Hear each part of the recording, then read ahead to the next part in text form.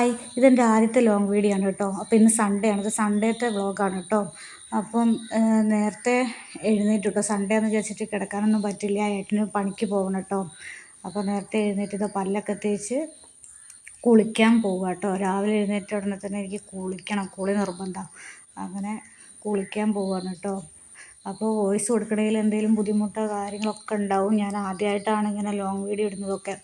എനിക്കറിയില്ല വീഡിയോ ചെയ്യാനും ഇങ്ങനെ വോയിസ് ഓവർ കൊടുക്കാനൊന്നും അത്ര അറിയത്തില്ല കേട്ടോ. അപ്പോൾ തെറ്റുണ്ടെങ്കിൽ ക്ഷമിക്കണം കേട്ടോ.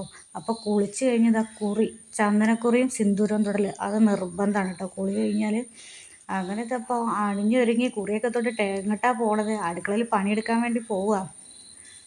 അപ്പം എന്താ കിച്ചണിലേക്കുള്ളതാട്ടോ. അപ്പോൾ ലൈറ്റ് ഇടേണ്ട ആവശ്യമൊന്നുമില്ല, നല്ല വെളിച്ചമുണ്ട്. ഇതിപ്പോൾ അങ്ങാടി ആയതുകൊണ്ട്, തിരുവമ്പാടി അങ്ങാടി തന്നെ ആയതുകൊണ്ട് മരങ്ങളൊക്കെ കുറവായതുകൊണ്ട് അങ്ങനെ വെളിച്ചം നേരത്തെ വരും. ജനൽ തുറന്നപ്പോൾ നിങ്ങൾക്ക് മനസ്സിലാവുന്നുണ്ടാവും, 7 മണി ആയിട്ടേ ഉള്ളൂ സമയം. അപ്പോഴത്തേക്ക് നല്ല വെളിച്ചമായി, ലൈറ്റ് ഇടേണ്ട ആവശ്യമൊന്നുമില്ല. പിന്നെ വീഡിയോയ്ക്ക് ഒരു വെളിച്ചം കിട്ടിക്കോട്ടെ എന്ന് വെച്ചിട്ട് ഞാൻ ലൈറ്റ് ഇട്ടാ കേട്ടോ. അപ്പോൾ ബ്രേക്ക്ഫാസ്റ്റിന് ദോശയാണ്. അപ്പോൾ തലേന്ന് അരച്ച് വെച്ച മാവൊക്കെ ഒന്ന് ഇളക്കി വെക്കുക കേട്ടോ. അങ്ങനെ ഇതാ ചൂട് ദോശ ഉണ്ടാക്കുക കേട്ടോ. അപ്പോൾ ഏട്ടന് മാത്രമേ ഇപ്പോൾ ഉണ്ടാക്കുന്നുള്ളൂ.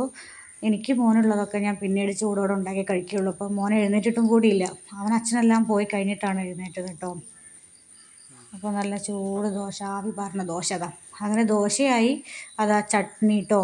അപ്പോൾ അതിൻ്റെ ഇടയിൽ ഇതായി ഞാൻ കുളിച്ച് വരുമ്പോഴത്തേക്ക് ഏട്ടൻ ചായ ഉണ്ടാക്കി എനിക്ക് ചട്നി അരയ്ക്കാനുള്ള തേങ്ങയും ചിരവി വെച്ചിട്ടുണ്ടായിരുന്നു കേട്ടോ. അപ്പോൾ ഇത് ഏട്ടൻ ഉണ്ടാക്കിയ ചായ കേട്ടോ.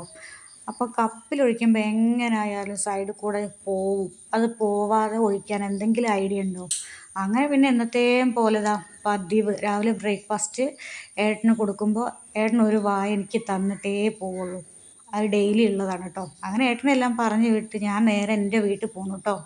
എൻ്റെ വീട്ടിലെത്തിയപ്പോൾ നല്ല മുരിങ്ങയിലൊക്കെ ഇപ്പോൾ ഉണ്ടായിട്ടുണ്ട്. അവിടെ നല്ല കറിവേപ്പിലൊക്കെ ഉണ്ടായിട്ടുണ്ട്. മഴ ആയതുകൊണ്ട് നല്ലോണം അത് ഉണ്ടായിട്ടുണ്ട് കേട്ടോ.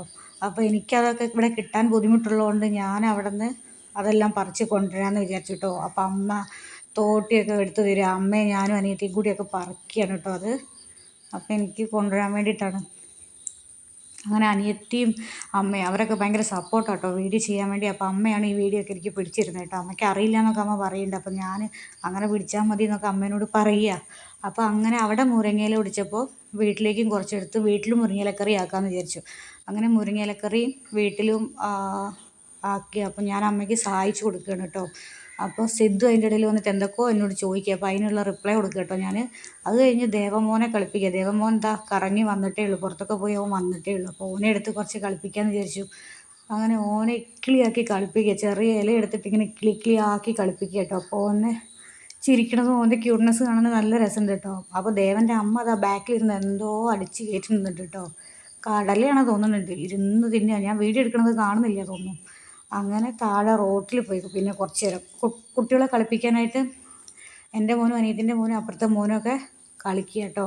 അങ്ങനെ ഞാൻ എനിക്കുള്ള സാധനം മുരിങ്ങയിലയും കറിവേപ്പിലയും ഒക്കെ പാക്കാക്കി ഞാൻ വണ്ടി എടുത്ത് നേരെ വീട്ടിലേക്ക് പോവുക കേട്ടോ. അപ്പോൾ മോനെ കൊണ്ടുപോകണില്ല കേട്ടോ. അപ്പോൾ മോനെ ഇവിടെ ആക്കാൻ വേണ്ടിയിട്ടാണ് ഞാൻ മെയിനായിട്ട് വന്നത്. അപ്പോൾ അതിൻ്റെ കൂടെ പോരുകയാണെന്ന് പറഞ്ഞ് കരഞ്ഞ് തലയിൽ ഹെൽമെറ്റൊക്കെ ഇട്ട് വരിക. അപ്പോൾ അവൻ അടിക്കാൻ വേണ്ടി പേടിപ്പിക്കാൻ വേണ്ടി എടുത്ത വടിയാണ് കേട്ടോ കളയണത്. അങ്ങനെ അവനെ കൊണ്ടുപോകാതെ ഞങ്ങൾ പോയി. അങ്ങനെ വഴിയിൽ ഏട്ടൻ എന്നെയും കാത്തേക്കുന്നു. അങ്ങനെ ഞങ്ങൾ രണ്ടാളും കൂടി വീട്ടിൽ പോയി. Tata bye.